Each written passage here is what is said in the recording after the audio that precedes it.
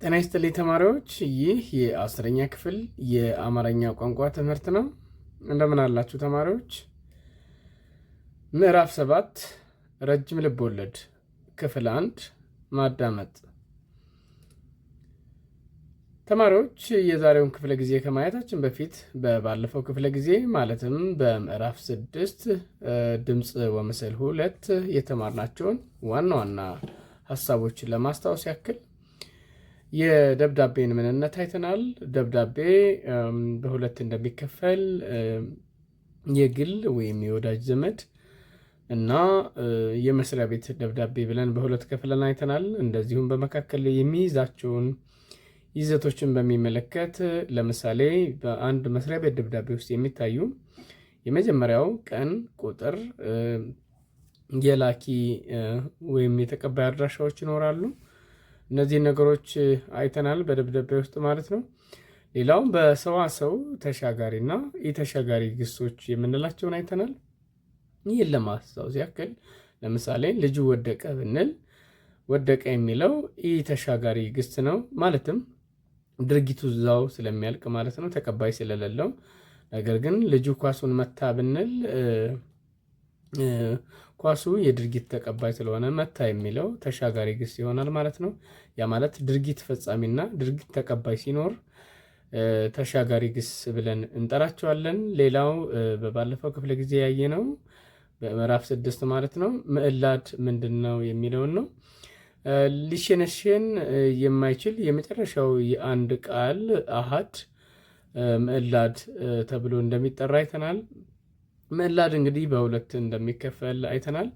ነፃ ምዕላድ እና ጥገኛ ምዕላድ። በሌላ አነጋገር አብዢ ስንጨምር ለምሳሌ ካየናቸው ጎበዝ ወይም ደግሞ በግ የሚለውን ቃል ለምሳሌ እንደ ምሳሌ ማየት እንችላለን። በግ የሚለውን በግ ብለን ለምሳሌ በስነ ልሳን አጻጻፍ ዘርዝረን ብንጽፍ የተሸነሸኑት እነዚህ ድምጾች ትርጉም አልባ ናቸው።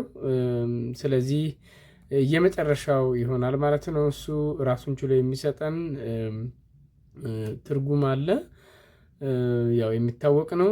ነገር ግን በጎች ብንል ሁለት ምዕላድ ይሆናል። ኦች የሚልና በግ ዋናው ምዕላድ ነው ማለት ነው። ነፃ ነው፣ ራሱን ችሎ ትርጉም አለው። ኦች የሚለው ግን የግዴታ ተቀጽላ ያስፈልገዋል። ይሄ ማለት ዋናው ቃል ያስፈልገዋል ማለት ነው። ካልሆነ ግን ኦች የሚለው ብቻውን ትርጉም ስለማይሰጥ ጥገኛ ምዕላድ ብለን እንደምንጠራው አይተናል። ምሳሌዎችን እንግዲህ እዚህ ጋር የምታዩት ነው ማለት ነው። ይሄንን ለማስታወስ ያክል ነው። እዚህ ጋር ደግሞ ወደ ጥያቄዎቹ ስንመጣ መምህሩ ከተማሪዎች ሀሳብ ተቀበለ የሚለውን ለምሳሌ ተቀበለ የሚለው ምሳሌ ምንድን ነው? ተሻጋሪ ግስ ነው። እዚህ ጋር ምንድን ነው የተቀበለው? ከተማሪዎቹ ነው። ተቀባዩ መምህሩ ነው። ስለዚህ ተሻጋሪ ነው የምንለው።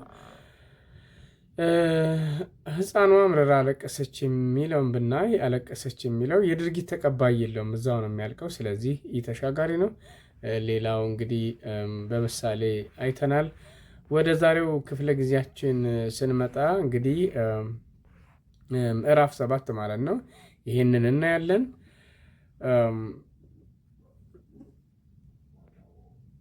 ረጅም ልቦለድ። ረጅም ልቦለድ ዋናው ርዕሳችን ነው። ለመሆኑ ልቦለድ ምን ማለት ነው? ልቦለድ ከሌላው የሥነ ጽሑፍ ክፍልስ የሚለየው ነገር ምንድን ነው? ይህንን እናያለን ማለት ነው። እነዚህና መሰል ጉዳዮችን እንዳስሳለን።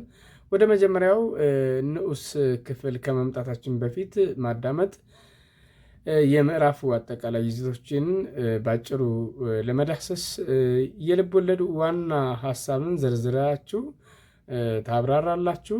ያ ማለት የልቦለድ ዋና ሀሳብ ምንድን ነው እናያለን በዚህ ምዕራፍ።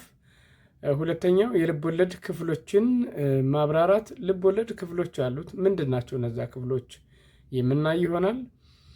የልቦለድ ባህሪያትስ ምን ምን ናቸው? ምን ባህሪያቶችን የያዘ ነው? እነሱን እናያለን። በልቦለድ ውስጥ የሚገኝ አንድ የተወሰነ ክፍልን ለይታችሁ እንደገና ትጽፋላችሁ ይላል።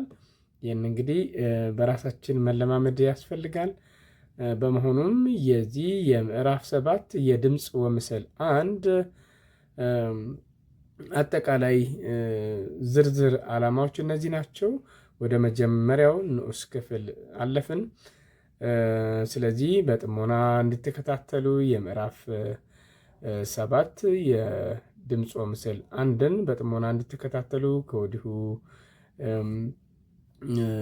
ላስታውሳችሁ እወዳለሁ። ትምህርቱን የማቀርብላችሁ ተስፋዬ ነኝ።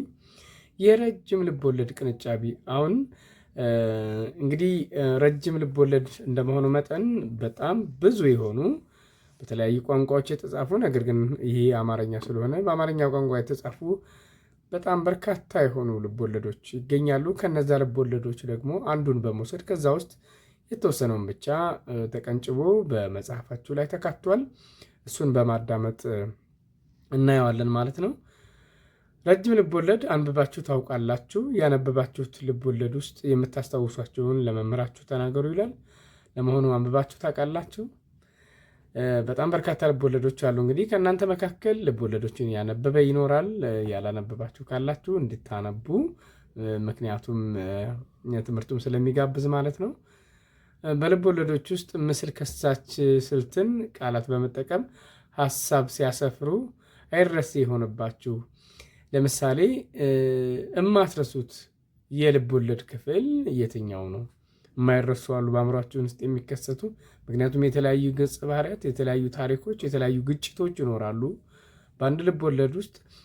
ከነሱ ውስጥ ደግሞ ለእኛ አእምሮ በጣም ቅርብ የሆኑ ምስል ሊከሰትባቸው የሚችሉ ነገሮች ይኖራሉ። እንግዲህ እነዛን እናንተ የምታስታውሱትን ለክፍል ጓደኞቻችሁ የምታብራሩላቸው ይሆናል ማለት ነው።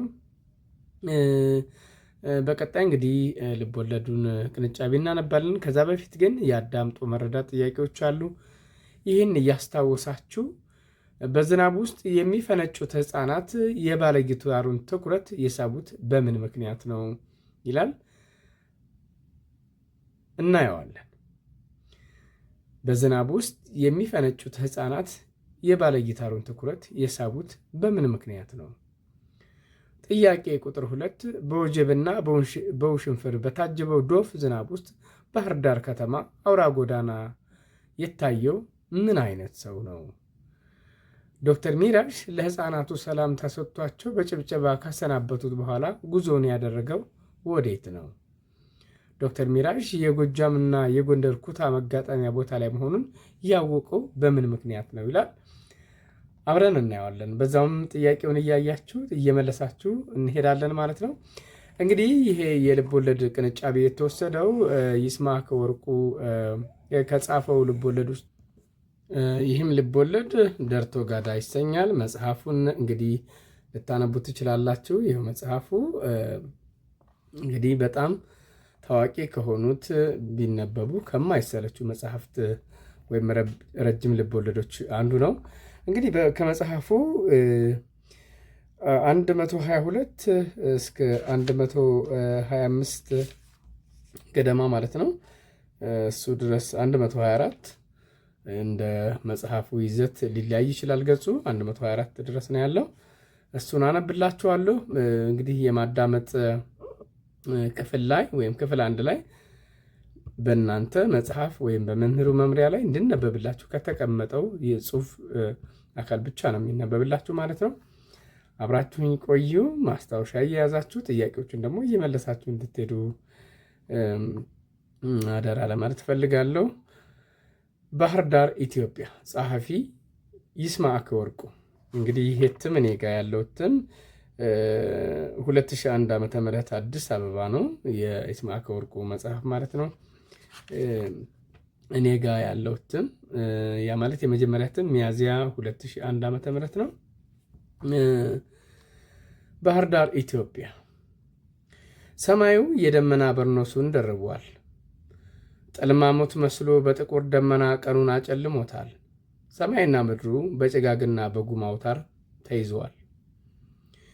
የባህር ዳር ከተማ ፀሐይ በጠቋቆረውና በጨላለመው ሰማይ ደን ውስጥ የደመና ቆቧን ደፍታ መንናለች።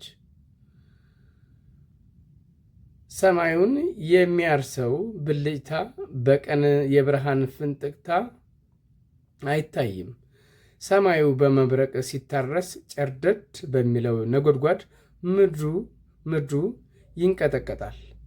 ሕይወት ይደነብራል። ድንብዥብዥ በሚለው አስፈሪ ጉርምርምታ ተራራዎች ያቃስታሉ፣ አለቶች ያቃትታሉ። ብልጭ ድርግም ከሚለው ሰማይ ማኅፀን የተወለደው ጥቁር ደመና ይነፋረቃል። መብረቁ ሰማዩን ጨርደድ ድርግም ፍግምግም ሲያደርገው ሕይወት ያማትባል። ውሽንፍሩ የባህር ዳርን ዘንባባዎች ያስጮኋቸዋል። በወጀቡ ዛፎች ይሰግዳሉ። አበባዎች ይረግፋሉ፣ ቅጠሎች ይቀነጥሳሉ። አሮጌው ሰማይ መቋጠር አቅቶት ያፈሳል። 13ኛው ወር ጳጉሜ ከባተች 3ኛ ቀኗ ነው። የባህር ዳርን ውበት 3ኛዋ የጳጉሜ ቀን አጨፍግጋታለች። የወራቶች ቅንጣቢ ጳጉሜ ቅንጣቢዋን ከነሐሴ በተዋሰችው ያንድ ቀን የመብረቅ እሳት ትጠብሳለች። በወጀብና በውሽንፍር በታጀበው ዶፍ ዝናብ ውስጥ ጥቁር ካፖርት በቁመቱ ልክ የለበሰ ባለ ጊታር ሰውዬ፣ ደግመዋለሁ፣ በወጀብና በውሽንፍር በታጀበው ዶፍ ዝናብ ውስጥ ጥቁር ካፖርት በቁመቱ ልክ የለበሰ ባለ ጊታር ሰውዬ በባህር ዳር ከተማ አውራ ጎዳና ታየ። ጥቁር ባርኔጣውን ውሽንፍር እንዳይነጥቀው ከአንገቱ ጋር አያይዞ ከጊዮርጊስ ቤተ ክርስቲያን አባይ ማዶ በሚወስደው አውራ ጎዳና ሲጓዝ የለበሰውን ጥቁር ካፖርት ነፋሱ እያንሳፈፈው ነበር። በዝናብ ውስጥ እርቃናቸውን የሚፈነጩት ሕፃናት የባለ ጊታሩን ትኩረት ሳቡት። ዶክተር ሚራዥን ሕፃናቱ ዝናብ ውስጥ እርቃናቸውን እየቦረቁ እየተሳሳቁ ቃላዊ ግጥማቸውን ይጫወታሉ። የዝናቡን ጸጥታ ተከትሎ ከመንገዱ ዳር ሙዚቃ ቤት የተከፈተ ሙዚቃ ከጆሮ ሲደርስ እርምጃውን ገታው።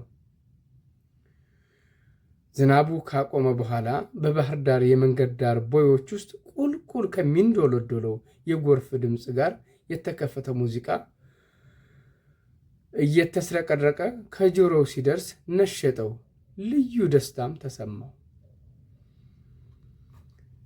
ለሕፃናቱ ሰላምታ ሰጥቷቸው በጭብጨባ ካሰናበቱት በኋላ በረጅሙ የአባይ ድልድይ ተሻግሮ ወደ አባይ ማዶ ገብርኤል ቤተ ክርስቲያን ገሰገሰ።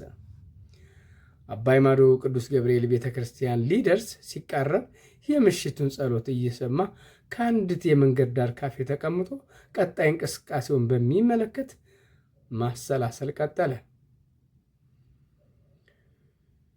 በዚህ ሁኔታ ላይ እያለ በጸጥታ ተውጦ ወደ ጆሮ የሚገቡ ድምፆችን አዳመጣቸው። ከባህር ዳር ወደ ጎንደር የሚጓዙ መኪናዎች ድምፅ፣ የጎጃም ዘዬ ያለው አማርኛ የሚናገሩ ሰዎች፣ የበጌምድር ዘዬ፣ የጎንደር ዘዬ የሚናገሩ ሴቶችና ወንዶች ድምፅ። ይህን ሲሰማ የጎጃምና የጎንደር ኩታ መጋጠሚያ ቦታ ላይ መሆኑን ተረዳ። አባይ ማዶ ሌላ ድምፅ ደግሞ ከጆሮ ገባ። በርቀት ካለ መስጂድ የሚደርስ አዛን፣ አላሁ አክበር። በመሃል ደግሞ የፕሮቴስታንት መዝሙር ከጆሮው ጥልቅ አለ። ስራዬን የሰራህልኝ። ከመዝሙሩ ጋር የብዙ ሰዎች ድምፅ አብሮ ይሰማዋል። መዝሙሩ ጋብ ሲል ደግሞ የሰባኪው ድምፅ ተሰማው። በመሃል ደግሞ ሌላ ድምፅ ተሰማው፣ ሙዚቃ። ላፍ አርጋት የይርዳው ጤናው ዘፈን። ከዛ ደግሞ የለማኞች ጩኸት። ይህን ሁሉ አይኖቹን ገጥሞ አዳመጣቸው። ደግሞ ሌላ ድምፅ ወደ ጆሮ መጣ። ከአባይ ማዶ ቅዱስ ገብርኤል ቤተ ክርስቲያን የሚወጣው የምዕመናኑ የጸሎት መዝጊያ መዝሙር። ይስማዕከ ወርቁ 2001 ዓመተ ምህረት ከገጽ 122 እስከ 124። እንግዲህ ረጅም ልቦለድ በባህሪው በርካታ ነገሮችን የሚያካትት ብዙ ገጸ ባህሪያት ያሉት ነው። በኋላ እናየዋለን ማለት ነው። እንግዲህ ይህንን አሁን እንደተረዳችሁት አንድ ገጸ ባህሪ የሚያደርገውን ነገር እያየን ነው። በዝናብ ውስጥ የሚፈነጩት ህፃናት የባለጊታሩን ትኩረት የሳቡት በምን ምክንያት ነው? እንግዲህ እንደሰማችሁት በትረካው ውስጥ ማለት ነው ባለጊታሩ ዶክተር ሚራዥ ነው ራሱ። ምክንያቱም ጨዋታቸው በዝናብ ውስጥ እየቦረቁ ነበርና ምናልባትም እዛ ጋር በግልጽ ባይቀመጥም በእርግጥ በግልጽ ተቀምጧል። እናንተ ስላልተገለጸ ነው። እንግዲህ ይሄ የደራሲው መጽሐፉን ያዘጋጀው አካል መብት ስለሆነ እናከብራለን። ምናልባት የልጅነት ትውስታውን አስታውሰውት ወይም ቀስቅሰውበት ሊሆን ይችላል። ያላቸው ደስታ ያላቸው ሳቅ እንግዲህ ባለጊታሩን ሀሳብ እንደሰረቁት ሊያሳይ ይችላል።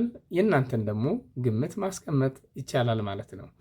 በውጅብና ውሽንፍር ውስጥ በታጀበው ዶፍ ዝናብ ውስጥ ባህር ዳር ከተማ አውራ ጎዳና እየታየው ምን አይነት ሰውዬ ነው? ባርኔጣ ያደረገ በቁመቱ ልክ ረጅም ካፖርት የደረበ ሰውዬ አይደለ የታየው? ዶክተር ሚራዥ ለህፃናቱ ሰላምታ ሰጥቷቸው በጭብጨባ ከተሰናበቱት በኋላ ጉዞውን ያደረገው ወዴት ነው ይላል። እንግዲህ አባይ ማዶ ነው አይደለ? ቅዱስ ገብርኤል ቤተክርስቲያን አካባቢ ነው እንደሄደ የሚያሳየው። ዶክተር ሚራዥ የጎጃምና የጎንደር ኩታ መጋጠሚያ ቦታ ላይ መሆኑን ያወቀው በምንድን ነው? ምክንያቱም የጎንደር ወይም በጌምድር ዘዬ የጎጃም ዘዬ ያላቸው ሰዎች የሁለቱም ድምፅ የጎንደርም አለው የጎጃምም አለው ያን ድምፅ ሰምተዋል እና በጋራ የሁለቱንም እየሰማ ነበር። ስለዚህ የሁለቱ ቦታ የሁለቱ ሰዎች አካባቢ ሰዎች ማለት ነው መገናኛ መሆኑን መገመት ይቻላል። ይህንን እንግዲህ በትክክል እንደገመታችሁ አስባለሁኝ። ቀጣይ እንግዲህ ዋናው ነገር እዚህ ጋር መናገር የሚለውን ክፍል ሁለትን ከማየታችን በፊት ዋናው ዶክተር ሚራዥ ነው። ዶክተር ሚራዥ በኋላ እናያለን። ዶክተር ሚራዥ ነው ዋናው ገጸ ባህሪ እዚህ ጋር። በውስጡ ብዙ ገጸ ባህሪያት ተጠቅሰዋል። ለምሳሌ እዛ ጋር ጸሎት የሚያደርጉ ሰዎች እንደ ፕሮቴስታንት፣ ሙስሊም ወይም ደግሞ ኦርቶዶክስ ቅዳሴ ምንድነው የመዝጊያ ጸሎት ላይ እነሱ እንግዲህ ገጸ ባህሪያት ናቸው። በጣም ማይነር የሚባሉ በእንግሊዝኛው ማለት ነው። ወይም ደግሞ ንዑስ የሆኑ ገጸ ባህሪያት ናቸው። በዋናነት ግን ያን ሁሉ የሚታዘበው ዶክተር ሚራዥ ነው። ሌላ ህፃናት አሉ። ገጸ ባህሪያትን እናያለን ማለት ነው። ያንን እንድትገነዘቡ ነው። ልብ ወለድ ምንድን ነው? ስለምንነቱ የተለያዩ የመረጃ ምንጮች ፈልጋችሁ በመምጣት በክፍል ውስጥ በቡድን ተወያዩበት ይላል። ልብ ወለድ ምን ማለት ነው? የልብ ወለድ ትርጉም ምንድን ነው? በእርግጥ ልብ ወለድ የተለያዩ ትርጉሞች ይኖሩታል። በዓለም ያሉ ደራሲያንን ያስማማ አንድ አይነት ትርጉም ላይኖረው ይችላል። የተወሰኑትን ግን እናያለን ማለት ነው። ልብ ወለድ በውስጡ የሚይዛቸው ፍሬ ሀሳቦች በጥንድ ከተወያያችሁ በኋላ በክፍል ውስጥ በቃል አስረዱ ይላል። እናያለን። የሚከተለውን አጭር ጽሑፍ ውስጥ የሚገኙ የልብ ወለድ አለባውያን ለይታችሁ በማውጣት ለክፍል ጓደኞቻችሁ ተወያዩባቸው ይላል። የልብ ወለድ አለባውያንን በኋላ እናያለን። ነገር ግን አሁን ይህን ለማስታወስ እስኪ እናንብበው። ከባድ ዝናብ ያረገዘው የሐምሌ ሰማይ አጣዳፊ ምጥ ይዞት በጣር ያጉረመርማል። አዲስ አበባ ጥቁር የጉም ልብስ ለብሳለች። በጥፊ የሚማታ ቀዝቃዛ ስለታም ነፋስ እያፏጨ የሽምጥ ክንፍ አውጥቶ ይበራል። ዛፎችና ቅጠሎች የዛር ዳንኪራ እየረገጡ ይወዛወዛሉ። ጠብ ያለህ በዳቦ እያለ ሲፎክር ከመጣው አህያ ከማይችለው ዝናብ ለማምለጥ እግረኞች ወደየቤታቸው ወይም መጠለያ ካለው ሱቅ ለመጠጋት ይሮጣሉ። ወፎች ጫጫታቸውንና እልልታቸውን ትተው ወደ ጎጇቸው ይበራሉ። ሁሉም ወደ ሰማይ እያየ ሲሮጥ ሽብር የመጣ ይመስል ነበር። ያለ ርኅራኄ በጥፊ የሚማታው ነፋስ አቧራ አንስቶ ሰው ዓይን ውስጥ እየሞጀረ የሴቶችን ቀሚስ ወደ ላይ እየገለበና ጃንጥላቸውን ከእጃቸው ለመንጠቅ እየታገለ መንገደኞችን ይተናኮላል። ነፋሱ ከራሱ ላይ የነጠቀውን ባርኔጣ የሚያባርር አንድ መላጣ ሰው አይቶ አበራ ፈገግ አለ። ከታች የሚመጣ አንድ ሰው ባርኔጣውን ባይዝለት ኖሮ ሰውየው መቆሚያ አልነበረውም። በዓሉ ግርማ ከአድማስ ባሻገር 2010 ማለት ነው፣ ገጽ 109 እየተወሰደ ነው። ይህ እንግዲህ ዋና ዋና የልብ ወለድ አላባውያን የሚባሉት ምን ምን ናቸው? በኋላ ተመልሰን እናየዋለን በተግባር ለማየት ማለት ነው። አሁን ልብ ወለድ ምንድን ነው የሚለውን እንመለከታለን። በጣም ደስ የሚል ምዕራፍ ነው። ልብ ወለድ ምንድን ነው? ልብ ወለድ ምንድን ነው? በጥያቄ መልክ እናስቀምጣለን። ልብ ወለድ ከልብ ወለድ የሚለይበት ባህሪ በመዘርዘር አብራሩ ይላል። የልብ ወለድ አይነቶች ምን ምን ይባላሉ? ልዩነታቸው፣ የልብ ወለድ አላባውያን ውስጥ ታሪክና የትም ምንነታቸው ምንድን ነው? ታሪክና የትም ሳይሆን የትልም ለማለት ነው። መጽሐፋችሁ ትንሽ ስህተት አለው እዚህ ጋር። የትም ሳይሆን የትልም ነው። እንግዲህ ይሄኛውን ስትራይክ እናድርገውና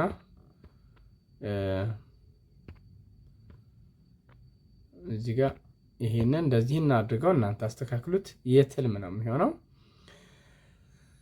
ስለዚህ ልብ ወለድ ምንድን ነው እናብራራው። ልብ ወለድ ከተፈጸመና ሊፈጸም ከሚችል የግለሰብና የማህበረሰብ ህይወት ገጠመኝ ልዩ ልዩ ገጽታዎች የሚንጸባረቁበት በቃላት አማካኝነት የሚቀርብ ምናባዊ የሆነ ፈጠራ ስራ ነው። ባጭሩ ምናባዊ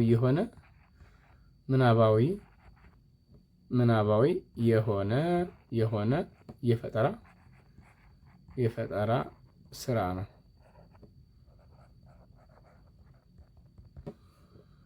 ይሄ እዚህ ጋር ምናባዊ የሆነ እዚህ ጋር የምታዩት ነው። ምናባዊ የሆነ የፈጠራ ስራ ነው። ይህ የሥነ ጽሑፍ ዘርፍ በእውኑ ዓለም የሚንቀሳቀሱትን ሰዎች አጠቃላይ ሰዋዊ ባህሪያት፣ ክንዋኔዎች እውነት አስመስሎ በገጸ ባህሪያት አማካኝነት የሚያቀርብ ነው። እውነት አስመስሎ እውነት አይደለም ማለት ነው። በሌላ አነጋገር ምን ማለት ነው?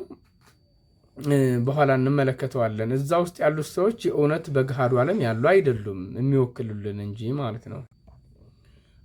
በመሆኑም የሥነ ጽሑፍ ዘርፍ በእውኑ ዓለም የሚንቀሳቀሱትን ሰዎች አጠቃላይ ሰዋዊ ባህሪ፣ ክንዋኔዎች እውነት ነው የሚያስመስለው ማለት ነው፣ ግን እውነት አይደለም። ስለዚህ የሰውን አጠቃላይ የህይወት መልኮች፣ ሀዘንና ደስታ፣ ምኞት፣ ፍላጎት፣ እድገት በተመሳሰሎ ለመቅረጽ የሚችል በቁሙ ግን እውነት ያልሆነ በቁሙ ምን አይደለም ማለት ነው። ልብ ወለድ በቁሙ እውነት አይደለም ማለት ነው። በሌላ አነጋገር እውነት አይደለም።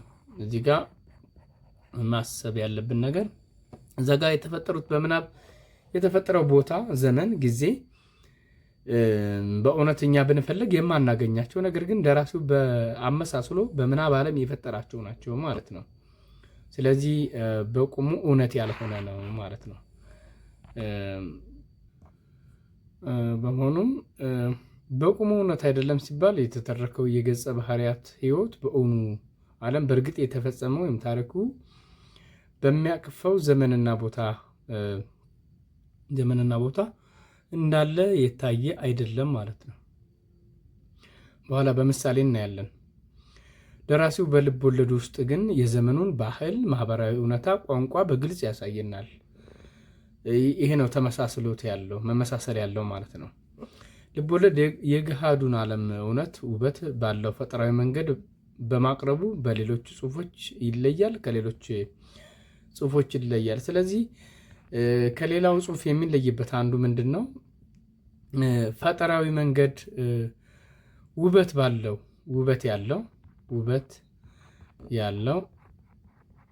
ፈጠራዊ መንገድ ውበት ያለው ፈጠራዊ መንገድ ከሌሎቹ ይለየዋል፣ ከሌሎቹ የስነ ጽሁፍ አይነቶች ይለየዋል ማለት ነው። ህይወት እውነትና ውበት በተቀናጀ መልኩ መቅረቡ ጽሁፉን ተነባቢና ሳቢ ያደርገዋል። ይህ እንግዲህ ከሌሎቹ በዋናነት የሚለየው ነው። በልብ ወለድ ውስጥ የሚቀርቡ የህይወት ገጠመኞች በገሃዱ ዓለም ላይ እየተከሰቱ ወይም ይከሰታሉ ተብለው የሚታሰቡ ናቸው።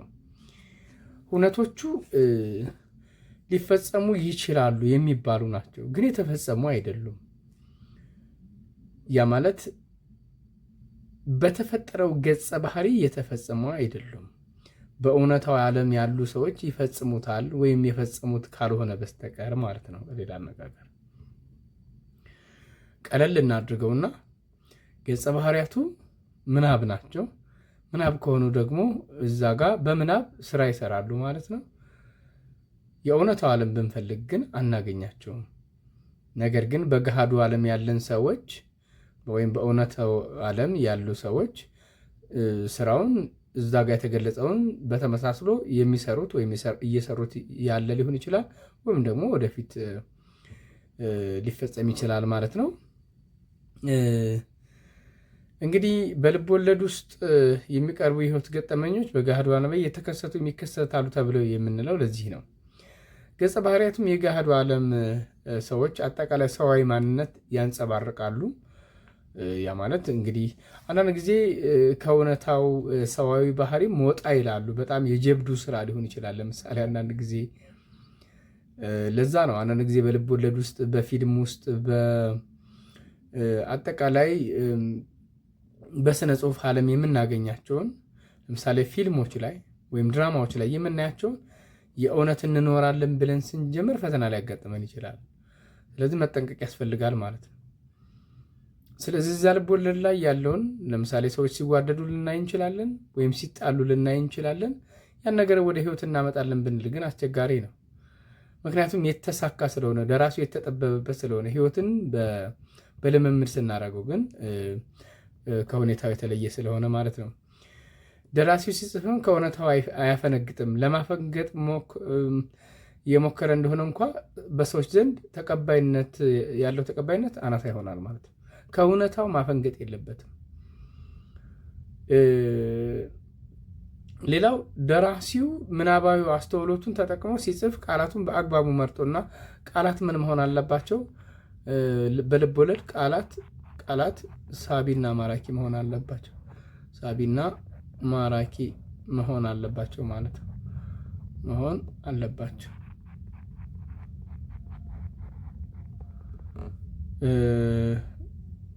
ካልሆነ ልብ ወለድነቱ ወይም ልብ አንጠልጣይነት የምንለው አለ በልብ ወለድ ውስጥ፣ እሱ ነገር አይኖረውም ማለት ነው።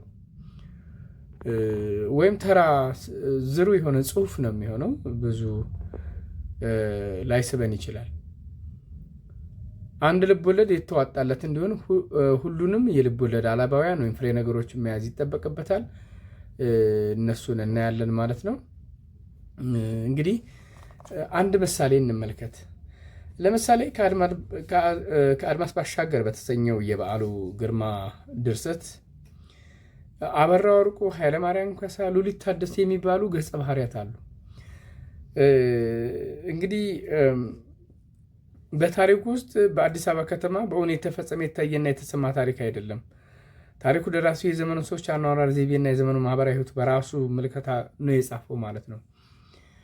ሌላው ለምሳሌ ፍቅር እስከ መቃብር ላይ የጉዱ ካሳ ወይም የካሳ ዳምጤ ማለት ነው የበዛብህ የሰብለ ወንጌል የፊት አውራሪ መሸሻ ጎጃም ዲማ ላይ ብንሄድ ለምሳሌ ፊት አውራሪ መሸሻ እንዲህ የተባለ ሰው ታውቃላችሁ ብለን ብንጠይቅ ማንም አይነግረንም።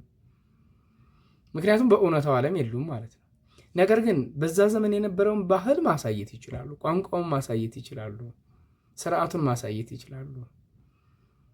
ለዛ ነው እውነታ አይደለ ነገር ግን እውነትን አመሳስሎ የሚጽፍ ነው የምንለው ልብ ወለድ ማለት ነው። በጣም ግልጽ ለማድረግ አሁን ቅድም ያነበብነውን ደርቶ ጋዳ ላይ እንግዲህ በዋናነት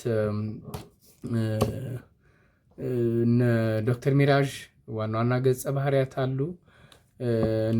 ሲፓራ ወይም ሲጳራ ብዙ ናቸው። እነሱን ስናይ እንግዲህ ከአሜሪካ አንስቶ እስከ ዳጋ እስጢፋኖስ እየተዘረጋ በተለይ በስለላው ዓለም ላይ ያለ ፈጠራ ነው። እንግዲህ ያንን ስንመለከት ለምሳሌ ባህር ዳር ከተማ ላይ ረጅም ካፖርት የለበሰ ሰው በዛ ዘመን ታይቶ ነበር ወይ ብንል የለም አይደለም፣ አይተናል የሚለን ሰው አናገኝም። ለምሳሌ ያኔ ሲጫወቱ የነበሩትን ህፃናት አይታችኋል ወይ ብንል አናገኛቸውም። እነዛም ፈጠራ ናቸው። በነገራችን ላይ ግን ህፃናት ይጫወታሉ፣ ዝናብ ሲዘንብ ይታወቃል። እና በምናብ ዓለም ነው፣ አናገኛቸውም። ለዛ ነው ልቦለድ በምናብ ዓለም ያለ ነው የምንለው። ምናባዊ የሆነ ደግሞ ሳቢና ማራኪ በቅደም ተከተል የተቀመጠ እናያለን። አለባውያን የሚባሉትን እስኪ እንመልከት። የልቦለድ አለባውያን ምን ምን ናቸው? ይህንን እኔና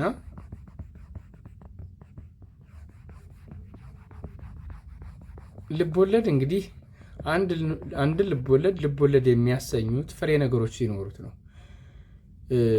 የልቦለድ ምንድን ናቸው? አላባውያን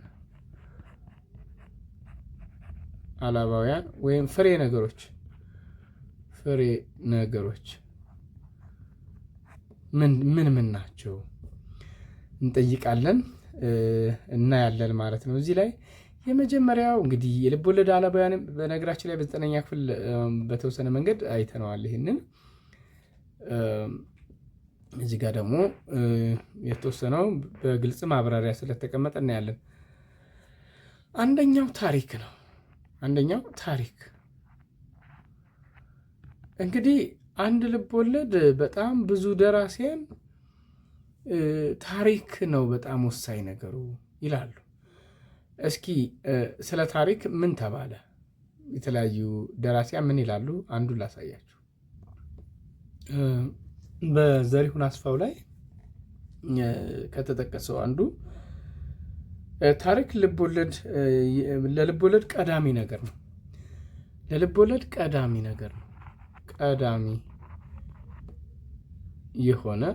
ቀዳሚ የሆነ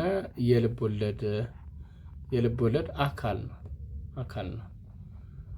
እንግዲህ ታሪክን ስንዘረዝር በዋናነት ማሰብ ያለብን ሳቢና ማራኪ መሆን አለበት፣ አሰልቺ መሆን የለበትም።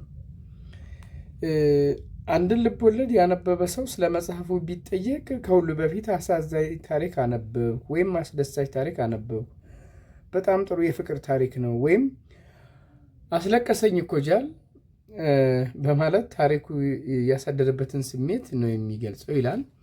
እውነት ነው። ሊያስለቅሰን ይችላል፣ ሊያስደስተን ይችላል፣ ወይም ሊያሳዝነን ይችላል። እንዲህ አይነት ነገሮች ይንጸባረቃሉ በታሪክ ውስጥ። ይህ እንግዲህ የደራሲው ታሪክን በሚገባ ማስቀመጥ ላይ የተመሰረተ ነው። ሌላው ደግሞ ምንም የማያጓጓ አሰልችና ደረቅ ታሪክ ነው ሲል አንባቢው ደግሞ በእውኑ ዓለም ከሚያውቃቸው ሰዎች ገጠመኝና ታሪክ ጋር በማያያዝ ይህማ የገሌ ታሪክ ነው እያለ አስተያየቱን ይሰጣል። ብዙ ጊዜ ገጥሟችሁ ሊሆን ይችላል። ልቦለድ ስታነቡ ለምሳሌ እንግዲህ ያው ከልቦለድ የሚቀዱ ነገሮች አሉ። በነገራችን ላይ ድራማ ሊሆን ይችላል፣ ፊልም ሊሆን ይችላል። የሆነ ሆኖ ይሄ ታሪክማ የእኔ ታሪክ ነው ብለን ልንወደው እንችላለን። የከሌ ታሪክ ነው ልንለው እንችላለን። ለዛ ነው ታሪኩ በጣም ወሳኝ የሚሆነው። ለምሳሌ በፍቅር እስከ መቃብር ውስጥ የቅደም ተከተል አለው። በትልቁ ታሪክ ውስጥ ትንንሽ ታሪኮች ደግሞ እዛ ጋር ይፈጠራሉ። ለምሳሌ ፍቅር እስከ መቃብር ላይ የመጨረሻው የሰብለ ወንጌልና የበዛብህ ነገር ነው የሚታየው። እስከ መጨረሻው እስከ መቃብር ድረስ የነበራቸውን ፍቅር ያሳያል። ግን በመካከል ምንድነው በዛብህ የራሱ የሆነ ታሪክ አለው። ለምሳሌ ከቦጋለ መብራቱና ከእመት ውድነሽ ነው አይደለ የተወለደው። በዛብህ ትቷቸው ሄደ። ትቷቸው ሲሄድ እናትና አባቱ ህይወታቸው ያልፋል። ከዛ ጋር ደግሞ ድማ ጊዮርጊስ ሂዶ ፊት አውራሪ መሸሻ ጋር ተዋወቀ። ለሰብለ ወንጌል አስተማሪ ሆነ። ከዛስ ምን ተፈጠረ? አያችሁ፣ አንዱ የታሪክ ሰንሰለት አንዱን እየቀጠለ ከዛ ጉዱ ካሳ ደግሞ እንዲህ አደረገ እያልን እየተረክን እንሄዳለን እና ታሪክ ቀዳሚ የሆነ የልብ ወለድ አካል ነው። ስለዚህ ክስተት ወይም ድርጊትን በቅደም ተከተል ማስቀመጥ ነው ይሄኛው። ስለዚህ ይሄ ምን እንለዋለን? ታሪክ እንለዋለን ማለት ነው። ሁለተኛው የልብ ወለድ አለባውያን የምንለው አንዱ ትልም ወይም ሴራ ነው። ትልም ወይም ሴራ የምንለው ነው። መልካም። ይሄ ሴራ የልብ ወለድ መዋቅር ግንባታ ሲሆን የልብ ወለድ ቁልፍ ነገር ወይም አጽም በመባል ይታወቃል። የልብ ወለድ አጽም ነው። ለምሳሌ የሰው ልጅ የልብ ወለድ አጽም ነው። በጣም ገላጭ ቃል ነው እና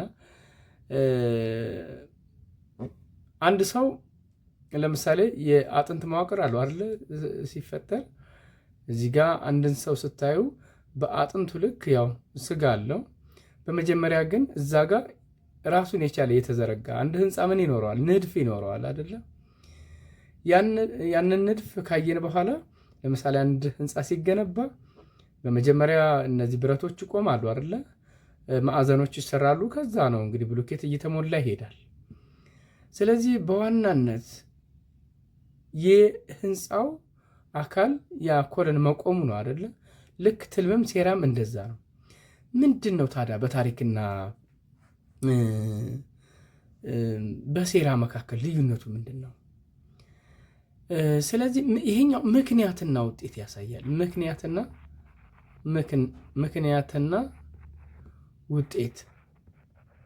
ውጤትን ያሳያል። ብዙ ጊዜ ታሪክና ሴራ ምን ይሆናሉ? የተያያዙ ናቸው። ግን ይሄኛው በዋናነት ታሪኩን መተረኩ እንዳለ ሆኖ ይሄ ከታሪክ ጋር ያመሳስለዋል። ነገር ግን ምክንያት ላይ ያተኩራል። እናያለን በኋላ ምሳሌው ላይ ተመልሰን።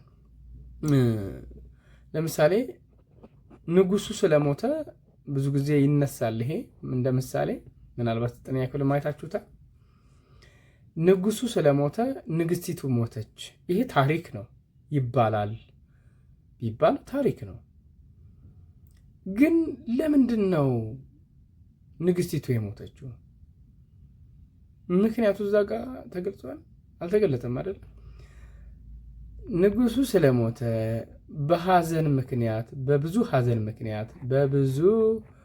በብዙ ሐዘን ምክንያት ንግስቲቷ ሞተች። ይሄ ምንድን ነው? ሴራ ነው ወይም ትልም ነው ማለት ነው። አያችሁ? በምክንያትና ውጤት ማስተሳሰር ነው። ትልም እንደ ታሪክ በጊዜና ድርጊት ቅደም ተከተል የተከናወነ ሁኔታዎች ትረካ ቢሆንም ድርጊቱ ምክንያታዊ ነው። የአንድ ልብ ወለድ አንጠልጣይነት የሚመዘነው በሴራ ነው። አንጠልጣይ ከዛስ ምን ይሆን? ይሄን ስላደረገ ምን ይሆናል? ለምሳሌ በዛብህ እናትና አባቱን ትቶ ሄድ አይደል? ምን ይሆን? በስተርጅና የሚረዳቸው ሰው አልነበረም። በጣም በእርጅና ውስጥ ነው ያሉት፣ እየታመሙ ነበርና በዛብህ ሲወጣ ምን ይሆን? ያሳስባል። ደራሲው እዛ ጋር ሲያስቀምጥ አንባቢው ይጠይቃል። ከዛ በኋላ የሆኑትን እናያለን አይደለ? እዛ ሲሄድ ምን ይገጥመው ይሆን? በዛብህ አዲስ አበባ ገባ፣ ምን ይገጥመዋል? ከዛ ሰብለ ምን ትሆናለች? ምክንያትና ውጤት ነው። ስለዚህ በዛብህ እንዲህ ስለሆነ ሰብለ እንዲሆነች እያል እናወራለን። ትልቁ የልብ ወለድ ታሪክ የፈጠሩ በርካታ ሁነቶች አንዳቸው ከአንዳቸው የተሰናሰሉ ግጭት ይፈጥራሉ። አንዱ እንግዲህ ግጭት ነው። በኋላ እዚህ ጋር በደንብ እናየዋለን። ግጭት ላይ የሆነ ሆኖ ሴራ ወይም አጽመ ታሪክ ምሰሶ በመባል የሚታወቅ አጽመ ታሪክም እንለዋለን። ሴራው ልል ወይም ጥብቅ፣ ነጠላ ወይም ድርብ ሊሆን ይችላል። ሴራው ልል ወይም ጥብቅ ነጠላ ወይም ድርብ ሊሆን ይችላል። እንግዲህ ይህ ማለት ምን ማለት ነው? ተደራራቢ ነገሮች ልናይ እንችላለን እዛ ጋር በዝርዝር አናየውም ይሄንን። ሶስተኛው መቼት ነው። ይሄንን የምታውቁት ነው። መቼት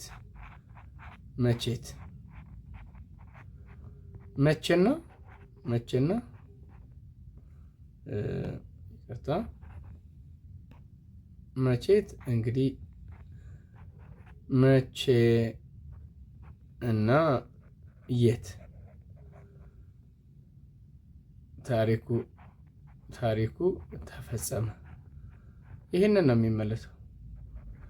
ጊዜና ቦታ ማለት ነው። በሌላ አነጋገር ጊዜና ቦታ ይህ በጣም ወሳኝ ነው። ለምሳሌ ቅድሙን የልብ ወለድ ቅንጫቢ ስናይ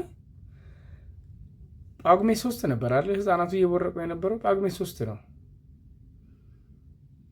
ቦታው የት ነው? ባህር ዳር። ከባህር ዳር አባይ ማዶ ያ ነው ቦታው የሚያሳየው። ስለዚህ ጊዜው መቼ ነው? መቼ ወቅት ነው? ጳጉሜ 3 ነው። ቦታው ባህር ዳር። አያችሁ? ይሄ እንግዲህ መቼት ብለን የምንጠራው ነው። እንቀጥላለን። አራተኛ ገጸ ባህሪያት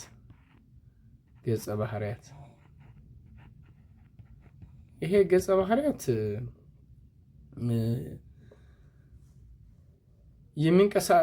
እዚህ ጋር ጊዜ ገጸ ባህሪያት የሚንቀሳቀሱበት ጊዜ ሲሆን ጓዞቹም ወቅት፣ ዘመንና ሰዓት ሲሆን ሊሆኑ ይችላሉ ይላል። ቦታ ደግሞ ታሪኩ የሚፈጸምበት ነው። እንግዲህ ገጸ ባህሪያት በዋናነት እዚህ ጋር እናያለን። ደራሲው በቀነበበላቸው ልቦለድ ዓለም ውስጥ ስጋ ለብሰው ባህሪ ተጎናጽፈው መጠሪያ ተሰጥቷቸው መኖሪያ ተበጅቶላቸው የሚንቀሳቀሱ፣ የሚራቡ፣ የሚጠሙ፣ የሚፋቀሩ፣ የሚጣሉ፣ የሚሞቱ እንዲህ እያልን የሰው ባህሪ ያላቸው ናቸው። የሚያደርጉ አምሳለ ሰብ ናቸው። በአጭሩ ደራሲው የፈጠራቸው ሰው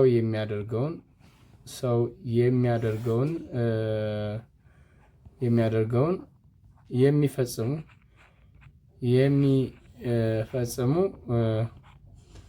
አምሳለ ሰብ ናቸው። አምሳለ ሰብ ናቸው ማለት ናቸው። እዚህ ጋር ለምሳሌ ደራሲው ይስማዕከ ወርቁ የተጠቀመው አንዱ ማን ነው? ዶክተር ሚራዥ ነው። ስጋ ለብሶ ነው የሚንቀሳቀሰው። እንደምታዩት ይደሰታል፣ ያሰላስላል። እዛ ጋር ሲያረግ እያንየን ነበርና ስለዚህ ገጸ ባህሪው ደራሲው በህይወት ገጠመኙ ካያቸው ካወቃቸው የተለያዩ ሰዎች የቃረማቸው ባህሪያት የሚያስቀምጥበት ምናባዊ ፍጡር ናቸው፣ ወይም ደግሞ ምናባዊ ፍጠር ይላቸዋል። ምናባዊ ፍጡር ናቸው ባጭሩ። ዘብለ ወንጌልም ምናባዊ ፍጡር ነች። በዛብህም ፊት አውራሪ መሸሻም እዚህ ጋር ዶክተር ሚራዥ ሲፓራ አብረው ያሉ ናቸው። እዚህ ጋር ኢንጂነር ሻኪዝ እጅጉ ለምሳሌ እዚህ ደርቶ ጋዳ ላይ ብታየው ማለት ነው እንድታነቡት ጋብዛለሁ። እነሱ ምናባዊ ሰዎች ናቸው። አሜሪካ ያሉ የስለላ ድርጅቶች ተቀምጠዋል። እነዛም ራሱን የቻሉ ናቸውና እዚህ ጋር ግጭት የልብ ወለድ የታሪኩ የጀርባ አጥንት ነው። 5ኛ ላይ የምናየው ግጭት ነው። ግጭት እንግዲህ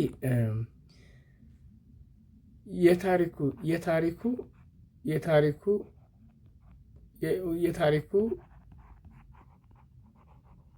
የጀርባ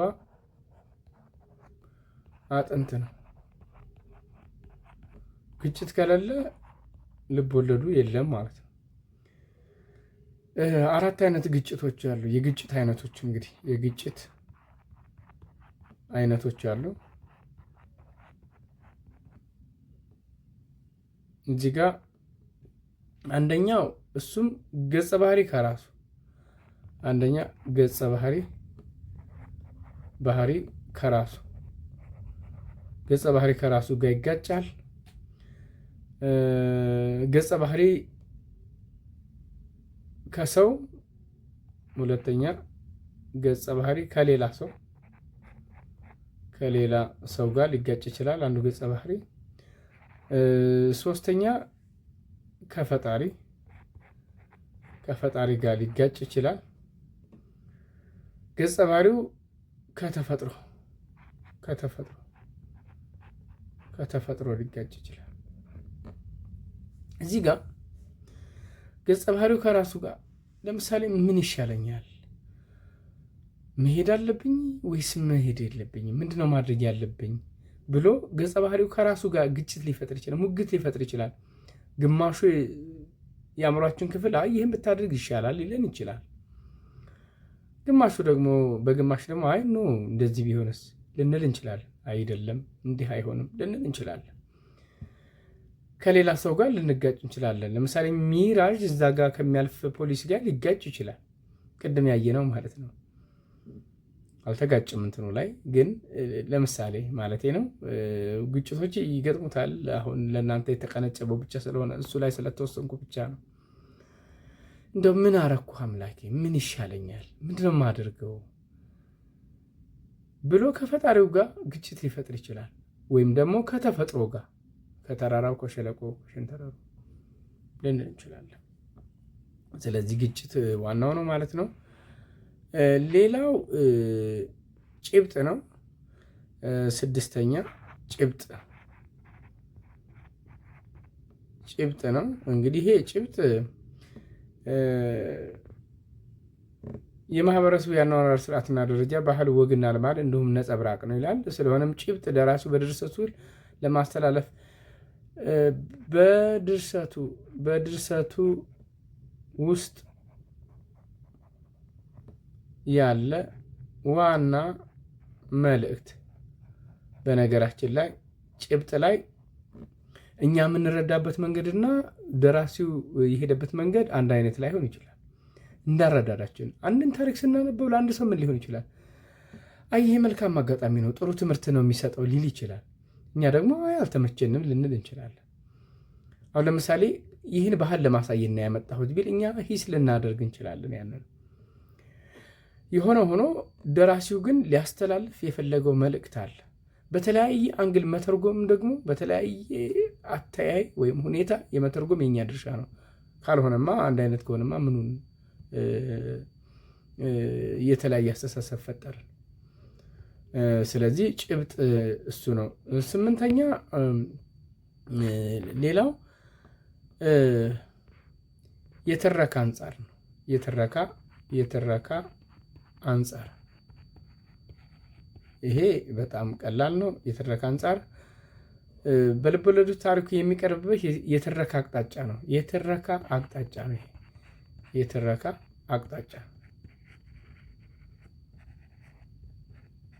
አቅጣጫ ነው።